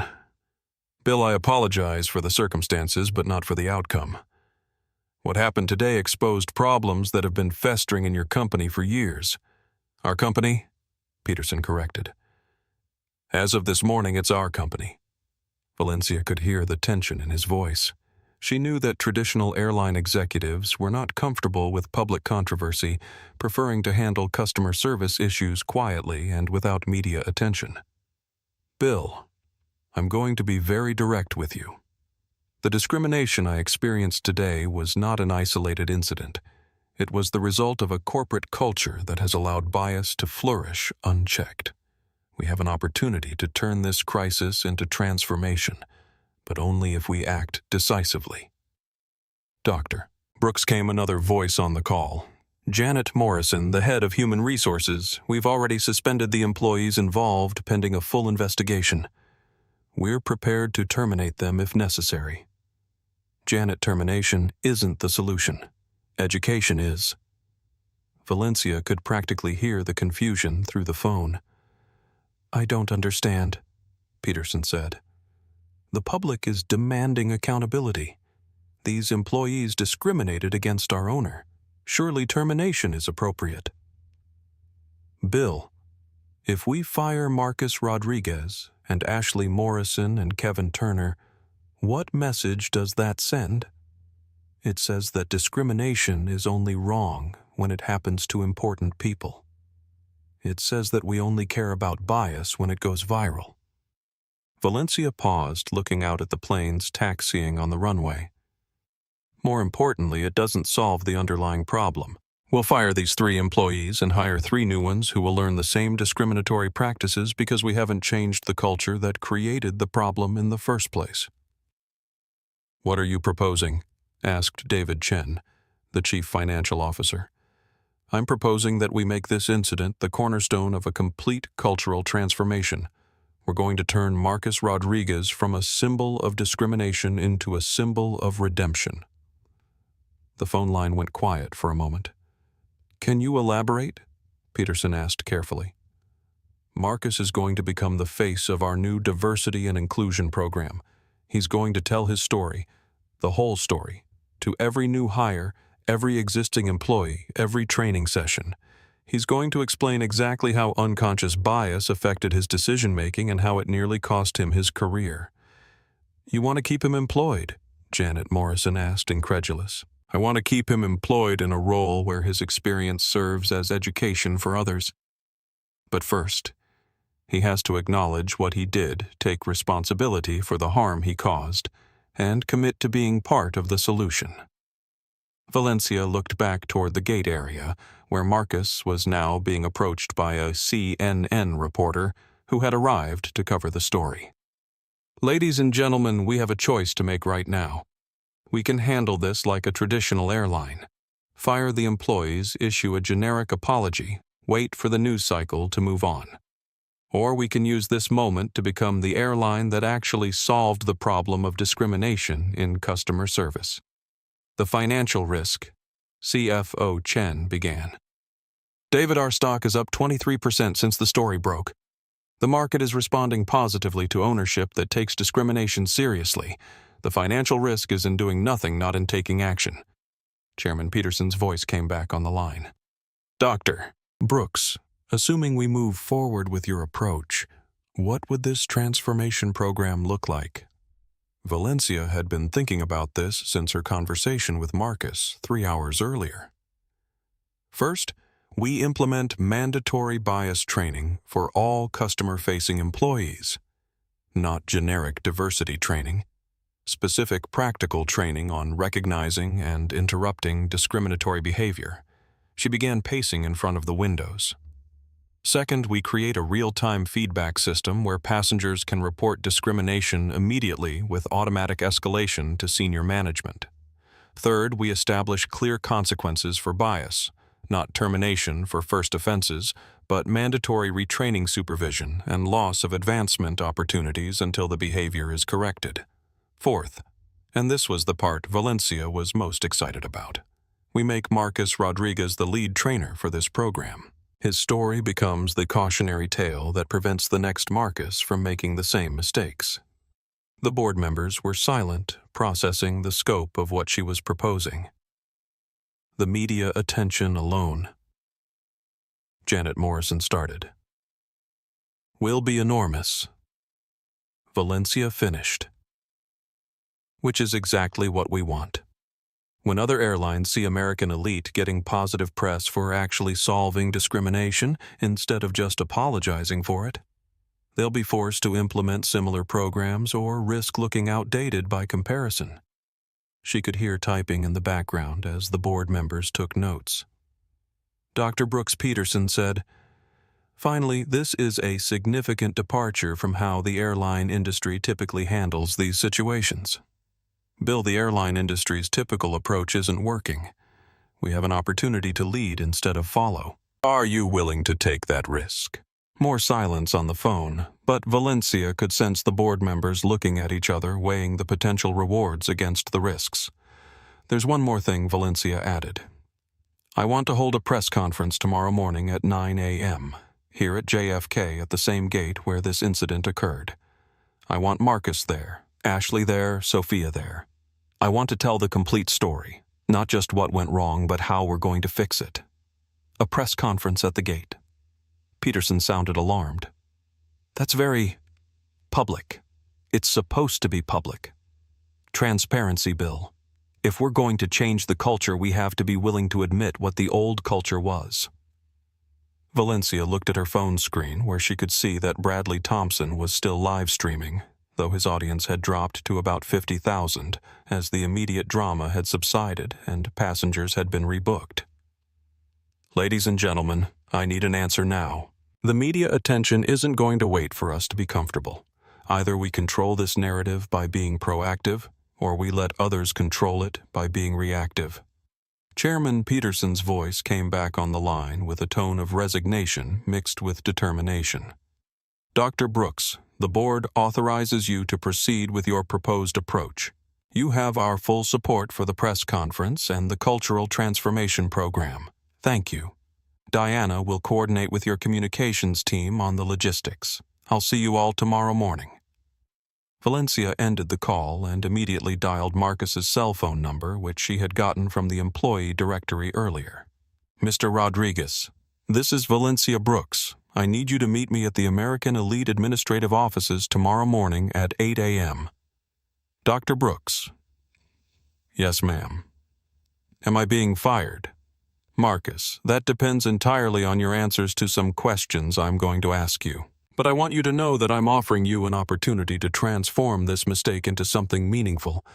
"I don't understand." "You will tomorrow." "And Marcus?" "Yes, ma'am." "Bring your uniform. We're going to need it for the press conference." Valencia hung up and immediately called Ashley Morrison. "Ashley, this is Dr. Brooks. Tomorrow morning, 8 a.m., American Elite Administrative Offices." "Ma'am, I just want to say how sorry I am." "Save it for tomorrow, Ashley. I want your apology to be public, and I want it to be part of a larger commitment to change." She made the same call to Kevin Turner, then called Sophia Hernandez.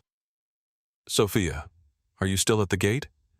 "Yes, Dr. Brooks. I just finished helping the last passenger get rebooked." "Excellent work today. Tomorrow morning I want you at 8 a.m. as well, but not as a participant in the press conference. I want you there as the newly appointed Director of Customer Experience." Sophia's voice went up an octave. "Director, ma'am, I don't have the qualifications." "Sophia, you spoke up when something was wrong. You treated passengers with dignity under pressure. You used social media to document injustice instead of ignoring it. Those are exactly the qualifications we need. But I don't have a college degree. I don't have management experience. You have character. Everything else can be learned." Valencia looked out at the tarmac one more time, watching planes from various airlines taking off and landing, carrying passengers who might face discrimination tomorrow if nothing changed. Sophia, I need to ask you something important. Are you willing to be the face of positive change? Are you willing to tell your story publicly and help other employees understand how to speak up when they see something wrong? Dr. Brooks, if it helps prevent what happened today from happening to other people, yes. Absolutely yes. Good. See you tomorrow morning. Valencia made one final call to Captain James Mitchell. James, I know this has been a difficult day for you. Dr. Brooks, I've been thinking about this situation all afternoon. I should have intervened earlier. I should have recognized what was happening and stopped it before it escalated. James, that's exactly the kind of insight we need from senior leadership. Tomorrow morning, 8 a.m., I want you to participate in the press conference as well. Of course. What do you need me to say? I need you to explain how leadership failures contributed to this incident and what leadership changes will prevent future incidents. I can do that. James, one more thing. I want you to think tonight about Marcus Rodriguez. He's been with the company for 18 years. What circumstances, what training, what culture shaped him into someone who would discriminate against passengers? I want specific answers tomorrow. I understand. By 5:30 p.m., Gate A47 had returned to normal operations. The next flight, American Elite 1834 to Miami, was boarding without incident. The gate agents were polite, the passengers were calm, and there was no discrimination visible anywhere. But everyone at the gate knew what had happened earlier. The passengers whispered about it while waiting in line. The gate agents checked and double-checked their procedures, conscious that any misstep might be recorded and shared online. The flight attendants were extra courteous, aware that their industry was under scrutiny. Valencia Brooks walked through JFK Terminal 7 one final time before heading to her hotel. She observed the interactions between airline employees and passengers, noting the subtle signs of bias she had learned to recognize over years of business travel. At Gate B12, she watched a young black man in a business suit get extra scrutiny when boarding first class on a Delta flight. At Gate C33, she saw a Hispanic woman with children get impatient eye rolls from a United gate agent when her kids were being loud. At Gate D15, she noticed an elderly Asian passenger being spoken to more slowly and loudly by an American Airlines employee, as if age and ethnicity implied hearing problems. The Marcus Rodriguez incident wasn't unique to American Elite Airways. It was endemic to the entire industry. But as Valencia walked toward the exit, she also saw positive changes beginning. Airport employees were being more careful with their interactions. Passengers were more alert to discriminatory behavior. Social media was buzzing with discussions about bias in customer service. One incident at one gate had sparked a conversation that was already influencing behavior across the entire aviation industry. Valencia's phone buzzed with a text from Diana press conference confirmed for 9 a.m. tomorrow. CNN, Fox, MSNBC, and ABC all confirmed to attend live. And local New York news stations are sending crews. The New York Times wants an exclusive interview afterward. Valencia texted back, "Perfect. This is just the beginning." As she got into her car to head to the hotel, Valencia thought about Marcus Rodriguez, probably sitting in his Queens apartment tonight, scrolling through social media, mentions of his name watching his professional reputation crumble in real time. Tomorrow morning, she would offer him a chance at redemption. But redemption would require something most people found more difficult than losing their job, acknowledging their mistakes publicly, and committing to change. The next 12 hours would determine whether Marcus Rodriguez became a cautionary tale or a symbol of transformation. Either way, the airline industry would never be quite the same. At 6:47 a.m. the next morning, Marcus Rodriguez stood in front of his bathroom mirror in his small Queens apartment, staring at his reflection while holding his American Elite Airways uniform. He hadn't slept more than 2 hours, spending most of the night reading social media comments about himself and watching news coverage of what was being called the gate incident.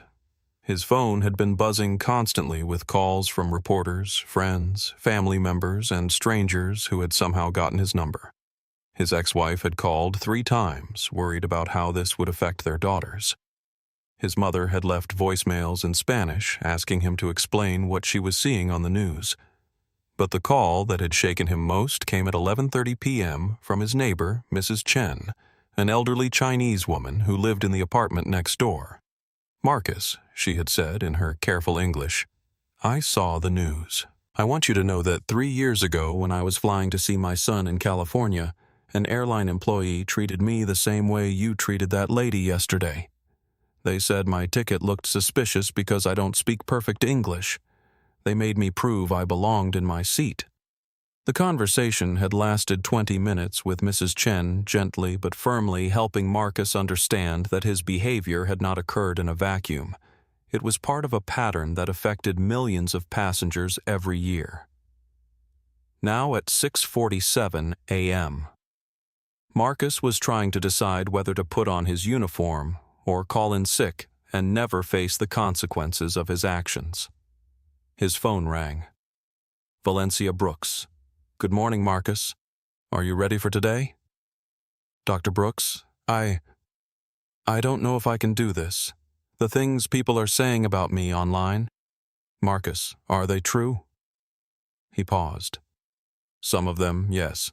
Then today is your opportunity to address the true ones directly and set the record straight on anything that's false. Are you willing to take responsibility for your actions?" Marcus looked at his uniform hanging on the closet door. "Yes, ma'am. Good. I'll see you in an hour." Across the city in Manhattan, Valencia was in her hotel suite reviewing notes for the press conference while fielding calls from board members, media outlets, and Diana Foster, who was coordinating what had become a major news event. "Valencia, the response is unprecedented," Diana reported. "We have 12 major news outlets confirmed for live coverage, including international media. The hashtag gate transformation started trending an hour ago. American Elite stock is up 31% in pre-market trading. What about the other employees? Ashley Morrison and Kevin Turner both confirmed they'll be there. Sofia Hernandez is already at JFK setting up what she's calling the Customer Dignity Station, a permanent booth where passengers can report discrimination in real time." Valencia smiled. Sofia's natural instincts for customer service are exactly what this industry needs. Captain Mitchell has prepared remarks about leadership accountability.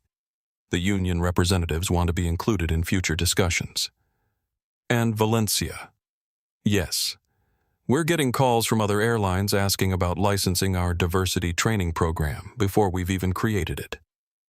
At 8 a.m. sharp, the key players gathered in the American Elite administrative offices near JFK Airport. The conference room felt like a combination between a crisis counseling session and a war room with coffee water and boxes of tissues arranged around a table where former adversaries would now have to work together. Marcus arrived first, his uniform pressed and his expression resigned but determined. Ashley came next, looking young and scared but carrying a notebook where she had written what appeared to be a lengthy apology. Kevin Turner arrived last, clearly having been crying, but with a straight posture that suggested he was ready to face the consequences. Sofia Hernandez entered wearing a new American Elite blazer and carrying herself with the confidence of someone who had discovered their true calling. Captain Mitchell appeared in his full uniform, his expression serious but supportive. Valencia addressed the group directly. "Ladies and gentlemen, in 1 hour, we're going to face the media and tell the complete story of what happened yesterday. Not just the discrimination, but our response to it and our commitment to change." She looked at each person individually. "Marcus, the questions are going to be harsh. They're going to ask you to explain your behavior, to acknowledge the harm you caused, and to convince the public that you can change. Are you prepared for that?" Marcus nodded. "Dr. Brooks, I spent all night thinking about what Mrs. Chen told me. My neighbor who had experienced the same treatment I gave you. I realized that I've been part of a system that hurts people, and I never took responsibility for my role in that system." "What are you prepared to say publicly?" Marcus pulled out a handwritten note. "I want to say that I was wrong, Not just about you specifically, but about my approach to my job in general. I want to apologize to every passenger I've ever discriminated against, and I want to commit to spending the rest of my career making sure this doesn't happen to other people." Valencia turned to Ashley. "Ashley, you supported Marcus's actions and escalated the situation by confiscating my credit card. What's your take on that?" Ashley's voice shook but remained steady. "Ma'am, I was taught that supporting your supervisor was more important than questioning their decisions. But I realize that blind loyalty can make you complicit in harmful actions.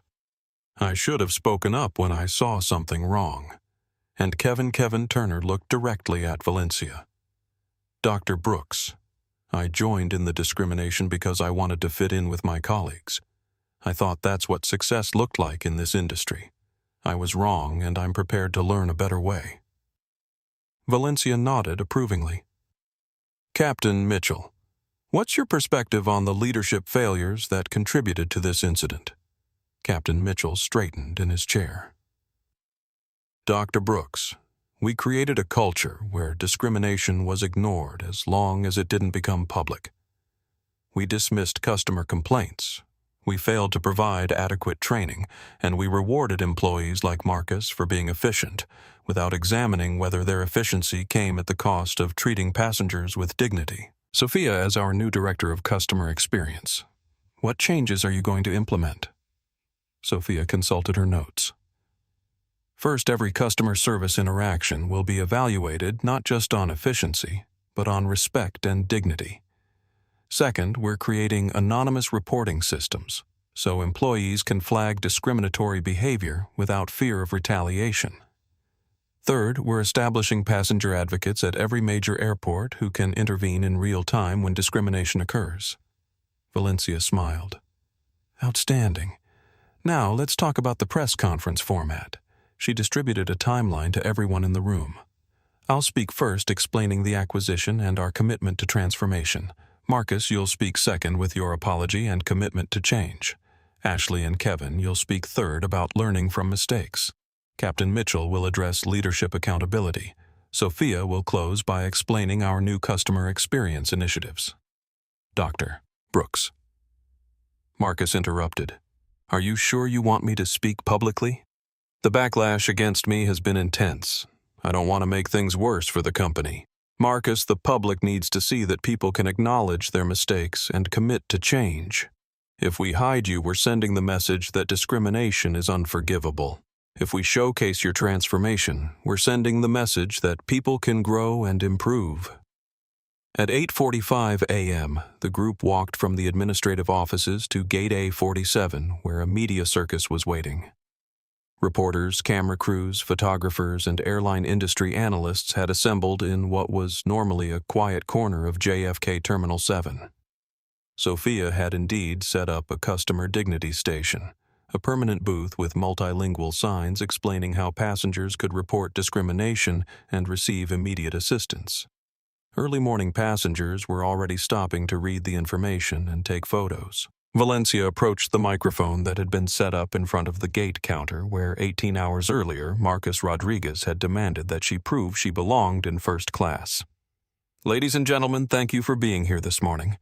My name is Dr. Valencia Brooks, and as of yesterday morning, Brooks Equity Group owns a controlling stake in American Elite Airways." Camera flashes lit up the gate area. "I did not intend for our ownership transition to become public in this manner. I was flying as a regular passenger to assess our operations when I experienced discrimination from our employees. But I want to be clear about something. I am not the victim of this story." She gestured toward Marcus, who was standing behind her in his uniform. "The victims are the thousands of passengers who experience discrimination every year and don't have the resources or platform to fight back. The victims are employees like Sofia Hernandez, who witnessed discrimination but are afraid to speak up. The victims are customers who are treated poorly based on their appearance and then told it's company policy." Valencia paused, looking directly into the CNN camera. "Today, we are announcing the most comprehensive anti-discrimination program in airline industry history. But more importantly, we are demonstrating that people who make mistakes can take responsibility and commit to change. She stepped aside and Marcus Rodriguez approached the microphone. The noise from camera shutters was overwhelming, but Marcus looked directly into the cameras and began speaking in a clear, steady voice. My name is Marcus Rodriguez. I have worked for American Elite Airways for 18 years. Yesterday, I discriminated against Dr. Valencia Brooks based on her appearance. I assumed she didn't belong in first class because she was a black woman dressed casually.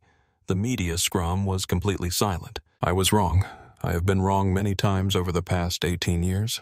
I have treated passengers poorly based on my assumptions about what successful people look like.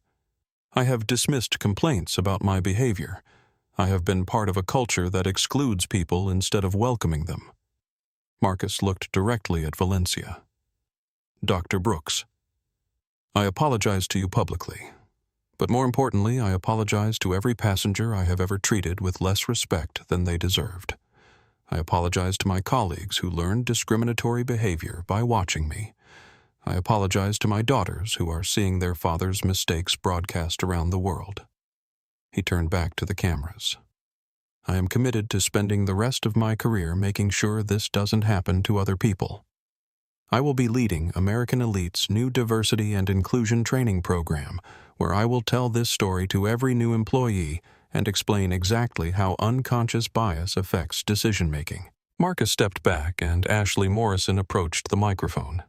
Her voice was shaky at first, but grew stronger as she spoke. My name is Ashley Morrison. Yesterday I supported discriminatory behavior because I was more concerned with loyalty to my supervisor than with doing what was right. I confiscated Dr. Brooks's credit card without following proper verification procedures because I made assumptions based on her appearance. She looked at Sophia. I watched Sophia Hernandez try to speak up, and I ignored her because I thought rank was more important than truth. I was wrong, and I am committed to learning how to recognize and interrupt discrimination when I see it. Kevin Turner followed with a similar acknowledgement of his mistakes and commitment to change. Captain Mitchell's remarks focused on leadership accountability and the culture changes necessary to prevent future discrimination. But it was Sophia Hernandez who received the loudest applause when she approached the microphone. 6 months ago, I was a concierge worker afraid to speak up when I saw something wrong. Yesterday, I found my voice because I realized that staying silent makes you complicit in discrimination. She gestured toward the customer dignity station. As American Elite's new director of customer experience, I want every passenger to know that your dignity matters, your comfort matters. Your right to be treated with respect matters regardless of how you look, how you dress, or where you come from. Sophia looked directly into the cameras. And to other employees in the airline industry who see discrimination happening, speak up. Document it. Report it. Don't let fear of retaliation keep you from doing what's right. Valencia returned to the microphone for closing remarks. Ladies and gentlemen, what you witnessed here today is not public relations. This is accountability. This is transformation. This is what it looks like when an industry decides to actually solve a problem instead of just apologizing for it. She pulled out her phone and opened an app. Starting today, American Elite passengers can report discrimination in real time using our new Dignity First mobile app. Reports go directly to senior management and trigger immediate investigation. We are committing to transparency by publishing quarterly reports on discrimination incidents and our response to them. Valencia looked around the gate area, which was now packed with passengers, media, and American Elite employees. Finally, I want to say something to other airlines and businesses watching this coverage. Discrimination is not just morally wrong, it's expensive. It costs you customers. It costs you reputation. And it costs you talented employees who leave because they can't tolerate working in a biased environment. She smiled directly into the cameras. American Elite Airways is not perfect. We have years of cultural change ahead of us, but we are committed to being the airline where every passenger is treated with dignity, regardless of their appearance. We are committed to being the employer where every worker can speak up against discrimination without fear. And we are committed to being the industry leader in actually solving this problem. The press conference concluded with a demonstration of the new systems Sophia had implemented. Passengers were shown how to use the reporting app, how to access the customer dignity station, and how to escalate concerns in real time. The immediate media reaction was overwhelmingly positive. Within hours, #American Elite Transformation was trending globally. Other airlines were being asked by reporters when they would implement similar programs. But the most powerful moment came when Mrs. Patricia Caldwell, the passenger who had supported Marcus's discrimination the day before, appeared at gate A47 with a handwritten sign that read, "I was wrong too. I'm learning to do better." She approached Valencia after the press conference. "Dr. Brooks, I wanted to apologize publicly, but I also wanted to ask if there's a way for passengers like me to be part of the solution." Valencia smiled. "Mrs. Caldwell, would you be interested in helping us develop passenger education materials about recognizing and interrupting discrimination?" "Yes," Patricia replied immediately. "I want other people to learn from my mistakes without having to make them first." By noon, American Elite Airways had received over 500 applications for customer service positions from people who wanted to work for a company that took discrimination seriously. 3 other major airlines had announced they were developing their own anti-discrimination programs. The Department of Transportation had called to discuss making American Elite's training program a model for industry-wide implementation. Marcus Rodriguez had gone from being the most vilified airline employee in America to being featured in Harvard Business Review as an example of how people can take responsibility for harmful behavior and commit to change. But perhaps most importantly, passengers were already reporting that their interactions with airline employees felt different, more respectful, more careful, more aware that someone might be watching, recording, and holding them accountable. The transformation had begun, and it was spreading far beyond American Elite Airways. Valencia Brooks had not just responded to discrimination, she had created a new standard for how businesses address bias, and the entire industry was being forced to rise to meet it. 6 months later, Valencia Brooks stood in the exact same spot at gate A47, where her life had intersected with Marcus Rodriguez's in the most unlikely way. But today, she wasn't being discriminated against. She was observing the results of what had become known throughout the airline industry as the Brooks effect. The customer dignity station that Sofia Hernandez had created was now a permanent fixture staffed by trained advocates who helped passengers navigate everything from accessibility needs to language barriers to discrimination concerns.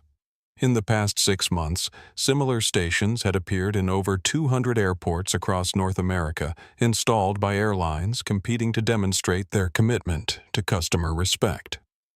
Valencia watched as Marcus Rodriguez, now wearing a different uniform with diversity education coordinator embroidered below his name, conducted a training session with 5 new American Elite employees at the gate counter. "This is where it happened," Marcus was saying to the trainees, his voice carrying the weight of genuine experience. 6 months ago, I stood right here and made assumptions about a passenger based on her appearance. I didn't check the computer system. I didn't verify her documents. I just looked at her and decided she didn't belong." The trainees were listening intently, but Marcus wasn't done. "The passenger I discriminated against turned out to be Dr. Valencia Brooks, the woman who now owns this airline. But that's not why my behavior was wrong. My behavior was wrong because every passenger deserves respect regardless of who they are or what they look like." One of the trainees, a young Hispanic woman named Carmen, raised her hand. "Mr. Rodriguez, how do you make sure you don't make the same assumptions again?" Marcus smiled, and Valencia could see the genuine transformation in his expression. "Carmen, I ask myself 3 questions before I interact with every passenger. First, what assumptions am I making based on appearance? Second, how can I verify information without making the passenger feel like a criminal? Third, If someone were filming this interaction, would I be proud of how I'm treating this person? And if the answers concern you? Carmen asked. Then I start over. I take a breath. I reset my approach, and I remember that my job is to serve passengers, not to judge them. Valencia approached the group, and Marcus's face lit up with genuine warmth. Dr. Brooks, everyone I'd like you to meet. Dr. Valencia Brooks, our owner. The trainees looked slightly starstruck, but Valencia kept the interaction casual and professional. How's the training going, Marcus? It's going well. We've trained over 3,000 employees in the past 6 months, and our customer satisfaction scores have increased by 47%. Valencia turned to the trainees. What's the most important thing you've learned from Marcus's program? Carmen answered immediately. That good intentions don't excuse harmful impact. You can think you're doing your job well while still treating people badly. That's exactly right. Valencia agreed. And what do you do when you recognize you've made a mistake? Another trainee, a young black man named Jordan, responded. You acknowledge it immediately, you apologize sincerely, and you commit to doing better. Perfect, Valencia said. Marcus, how do you feel about the program's expansion? Marcus's expression became serious but hopeful. Dr. Brooks, when I first realized what I had done to you, I thought my life was over. I thought I would be fired, blacklisted, and never able to work in customer service again. He gestured toward the trainees. Instead, you gave me an opportunity to turn my mistake into education for others. Now, instead of being remembered as the guy who discriminated against his boss, I'm helping to prevent discrimination from happening to other passengers. Valencia smiled.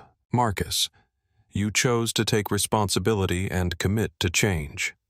That's what made the redemption possible. Their conversation was interrupted by Sofia Hernandez, who approached wearing her Director of Customer Experience uniform and carrying a tablet with the day's metrics. Dr. Brooks, I wanted to update you on our numbers. In the past 6 months, we've had 0 discrimination complaints that weren't immediately resolved at the customer dignity station level. Our passenger satisfaction ratings are the highest in the industry, and our employee retention rate has improved by 23%. Most importantly, Valencia asked. Most importantly, Sofia grinned. We've had 12 other airlines ask us to help them implement similar programs. The Brooks effect is spreading throughout the industry. Valencia checked her phone. 2:47 p.m., exactly 6 months to the minute since her original flight had been scheduled to depart. Sofia, I have some news for you. The Department of Transportation has asked American Elite to develop federal guidelines for airline anti-discrimination training. They want our program to become the national standard. Sofia's eyes went wide. National standard, as in every airline in the country, every airline, every airport, every customer-facing transportation employee. Valencia confirmed. Your customer dignity station concept is going to be required in all major airports by next year. Marcus looked amazed. Dr. Brooks, you're saying that what happened here is going to change how passengers are treated everywhere? That's exactly what I'm saying. One incident of discrimination that was handled with accountability and transformation has created policy change affecting millions of passengers annually. Valencia looked around Gate A47, where passengers were boarding a London flight with efficiency, respect, and warmth. No one was being questioned about their appearance. No one was being treated as suspicious. Everyone was being welcomed as a valued customer. But the most important change Valencia added, looking at Marcus Ashley Morrison, who had just arrived for her shift as a customer service supervisor, and Kevin Turner, who was now working as Sofia's assistant in customer experience, is that people who made mistakes were given the opportunity to learn and grow instead of just being punished and discarded. Ashley approached the group, having overheard the conversation. Dr. Brooks, I want you to know that not a day goes by that I don't remember what happened here 6 months ago. It changed how I think about everything, not just work, but how I interact with people in general. Kevin nodded in agreement. I tell everyone about this program, about how you can make a terrible mistake and still be given a chance to make it right. Valencia gathered the group together. Ladies and gentlemen, what we accomplished here proves something important about human nature. People can change. Organizations can change. Industries can change. But only when we're willing to address problems honestly and commit to genuine transformation. She looked at each person individually. Marcus, you went from being a symbol of discrimination to being a leader in preventing it. Sophia, you went from being afraid to speak up to leading industry-wide reform. Ashley and Kevin, you learned that loyalty to principles matters more than loyalty to authority. Valencia pulled out her phone and opened the American Elite app showing the group the customer feedback from that day's flights. Look at these comments. Most respectful airline experience I've ever had. Staff treated me with dignity from check-in to arrival. Finally, an airline that makes everyone feel welcome. She looked up at the group. This is what transformation looks like. Not perfect, but constantly improving. Not without mistakes, but committed to learning from them. As they prepared to disperse back to their respective duties, Valencia made one final observation. 6 months ago, I experienced discrimination at this gate. Today, this gate represents the gold standard for respectful customer service in the airline industry. That transformation happened because people chose accountability over defensiveness, education over punishment, and growth over stagnation. Marcus extended his hand to Valencia. Dr. Brooks, thank you for seeing potential for change instead of just reasons for punishment. Valencia shook his hand warmly. Marcus, thank you for having the courage to change. As Valencia walked away from Gate A47 for what would be the final time in this story, she reflected on how a single moment of discrimination had cascaded into industry-wide transformation, affecting millions of passengers and thousands of employees. But more than that, it had proven that individuals have the power to turn their worst mistakes into their most meaningful contributions to society. The Brooks effect continued to spread one interaction at a time, one employee at a time, one passenger at a time, creating a more respectful world for everyone who travels. If you've ever been judged by your appearance in a public space, your story matters.